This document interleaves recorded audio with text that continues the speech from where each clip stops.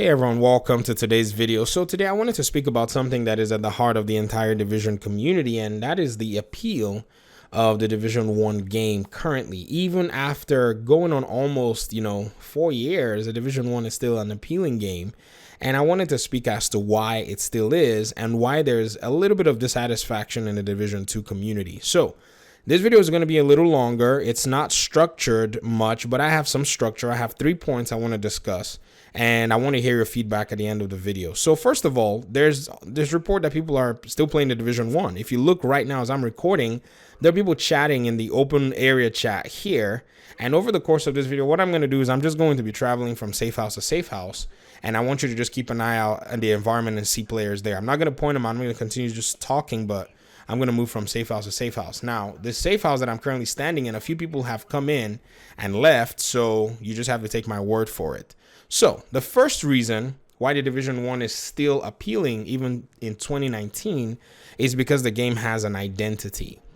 It doesn't have an identity crisis anymore. And right now, the Division 2 seems like it's still developing its identity to be its own game and to be its own unique production in that sense. So think about it this way, right?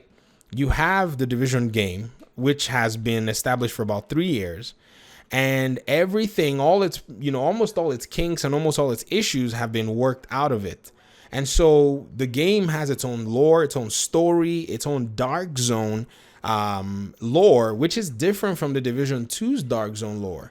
And that was not necessarily explained explicitly to the player base. And so the player base kind of went in there expecting that the lore of the first Dark Zone was going to be similar to the lore of the Division 2's Dark Zone, and they were disappointed when they found that out, that they were not the same. And so the identity of the Division 1 is very well established, very well done over the course of 3 years in conjunction with the community. The community feels a sense of ownership with the Division 1 game. Believe it or not, a lot of the things that were implemented in Division 1 were things that the community suggested to be implemented. This is the game where they had the Elite Task Force Alpha, Charlie, Alpha, Bravo, and I think Charlie. So 3 different groups of community members, content creators, all kinds of people in the community, or even non-content creators, who Massive and Red Storm and the other Ubisoft studios invited to come give some feedback. And over time, a lot of things were afforded the player base based on the feedback that many of the players and YouTubers and everybody were able to give. So that identity is pretty much one of the things with the Division right now that makes it such a unique game and people are still playing. And that's the first thing. That is where I think the Division 2 is struggling right now. The Division 2 is still establishing its own identity, and being a game that was built in the shadow of this 3-year, work of art, it's going to be very difficult right now for the old player base to adopt the new identity of the Division 2. Now, I feel like if the Division 2's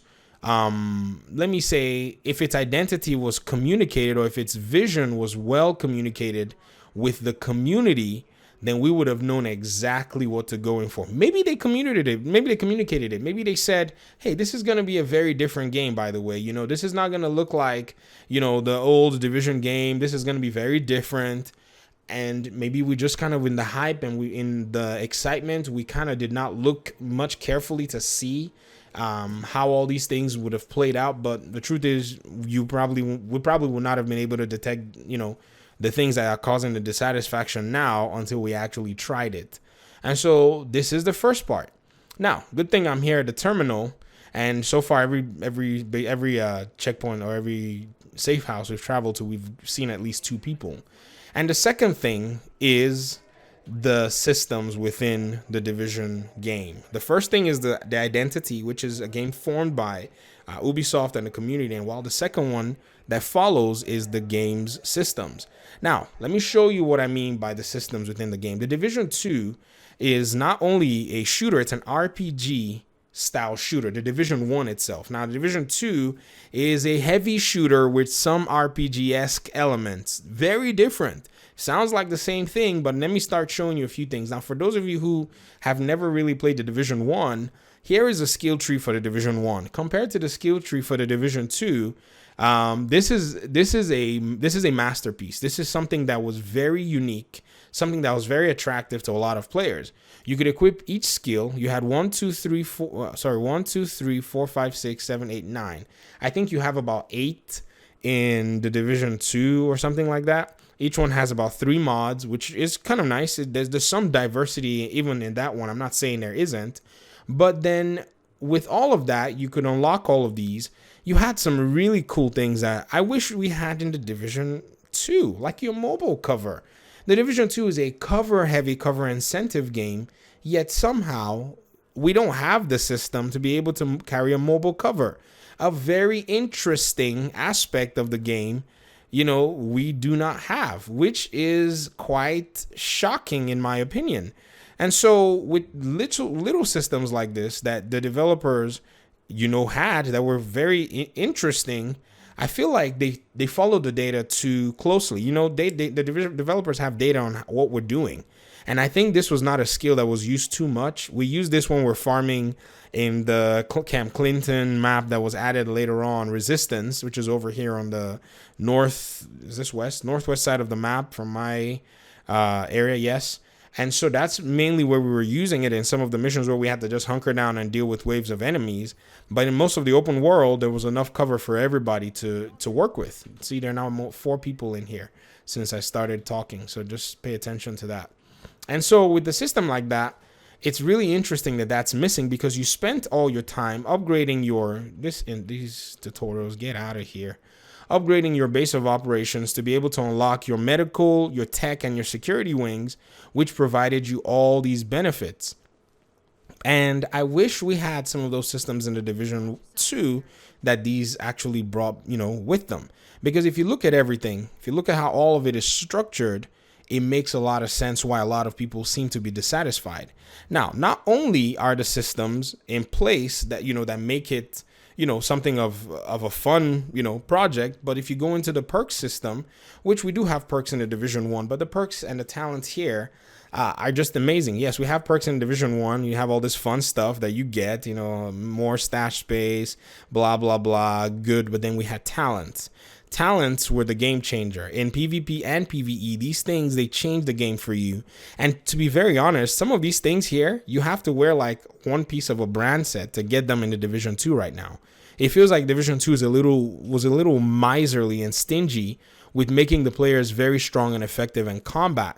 And it probably was something that the developers did not intend to do, but wanted to move away from this system here to avoid exploits and move into something different. But then they were selling the same game. They were selling that game to the community who was already used to things like adrenaline. Medkit gives you 7 seconds of immunity from status effects. Something like triage, healing an ally with a skill to, reduces your skill cooldowns by 15%. So you had an incentive to go heal somebody. Now you have to run a brand set to get 10% skill reduction. I think it's Alps or Providence or something, which is crazy. And so think about it. Then you had critical save. Using a medkit during low health will increase your damage resistance by 20% for 10 seconds. Very, very good talent in PvE and PvP. You had combat medic. Use a medkit near allies to heal your group. Your entire group will get 40% healing if you were close to them. And then you had strike back. When you reach low health, your skill cooldowns will be increased by 20% to kind of save your life. Systems like this, on the move, steady hands, precision, one is none. These were some of the fun things that we were using. Some people that ran, the destructive type builds with skills, they use Demolition Expert. Those of you who've not played the Division 1, man, you missed out on a lot. There's no doubt that you missed out on a lot. I wish the game was more active, but it's still active enough where you can still go in there and watch old videos and you're still able to build and still able to kind of craft builds, and you'll be able to see exactly why there's a lot of dissatisfaction in the Division 2 community right now. And so these systems in place are the difference between the Division 1 and Division 2. Now, the third thing and the final thing that I wanted to talk about is the standardization of the Division 1. Now, what do I mean by standardization? So I'm glad you asked. So there are things in the Division 1 where everything followed a specific and a particular format. There were no discrepancies in any sense. Now, I can see how that may not be applicable in the Division 2 because the Division 2 wants to assume a different identity. But then, because like I said, you're trying to sell the game to the same community, so it's going to be very hard to tell the community that, well, the recalibration system that we want to implement is going to be different from the one from the Division 1. Ouch. That is an ouchie. Or we've not heard anything about an optimization station. Do you know what this does? For those of you who have not used it, who've not played a Division 1, this is where you could use resources, division tech, and credits to maximize the stats on your gear and get it to 100%. So in the case of this Lone Star mask, I will now increase its stats and everything's going to go up by maybe a value of 1. So 1001 is the max my mask can get. I can get 4% max crit chance, 17% max disorient resistance.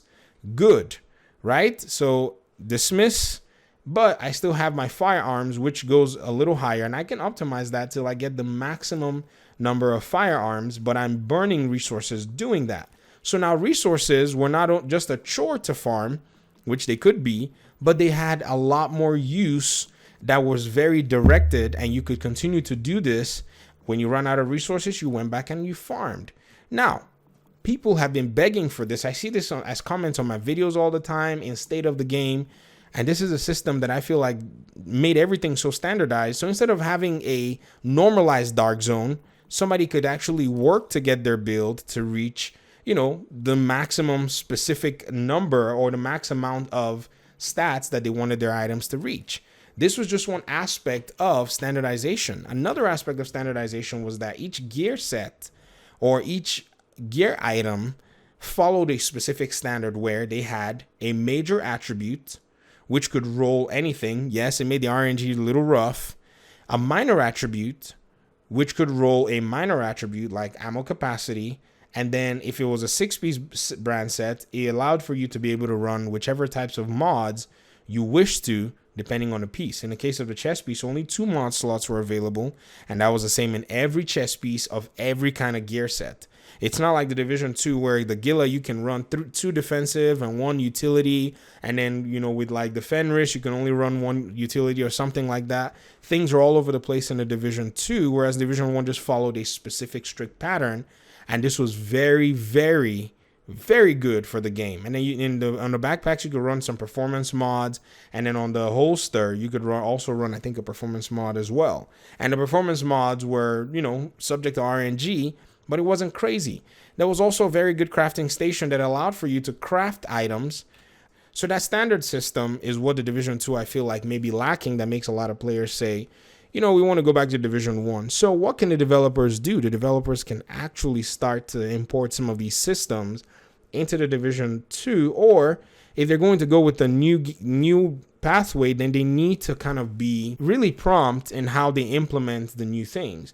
And I can understand that development takes time, and I can understand all of that, happens, but that's the reality of today's game. Or they can make these announcements and say, okay, we are looking into importing this, but how do you think it's going to be implemented, and get specific community feedback on how that works. Because if you think about it, with the ETFs, those were very healthy for the game. I don't think an incentive like that will be out of the question, especially for the current community of Division players. Anyways, these are the things I wanted to speak about, and I want to hear your feedback in the comment section below. Let me know what you think. Let me know why you think people are returning back to the Division 1. And, let me know what you think may be causing the dissatisfaction. And caveat, I enjoy both games. In fact, I like the Division 2 more than I like the Division 1 because I enjoy the aesthetics now and I'm kind of used to the game. But nonetheless, the Division 1 is still a great and solid production, having been able to build itself over 3 years, but we don't have to wait for 3 years to build a Division 2. A lot of the things that will make the Division 2 more of a fun place to be is just sitting right here in Division 1 and can be imported, or should be imported, in my opinion. All right, I will get out of your hair, and I guess I'll see you guys in the next one. Peace.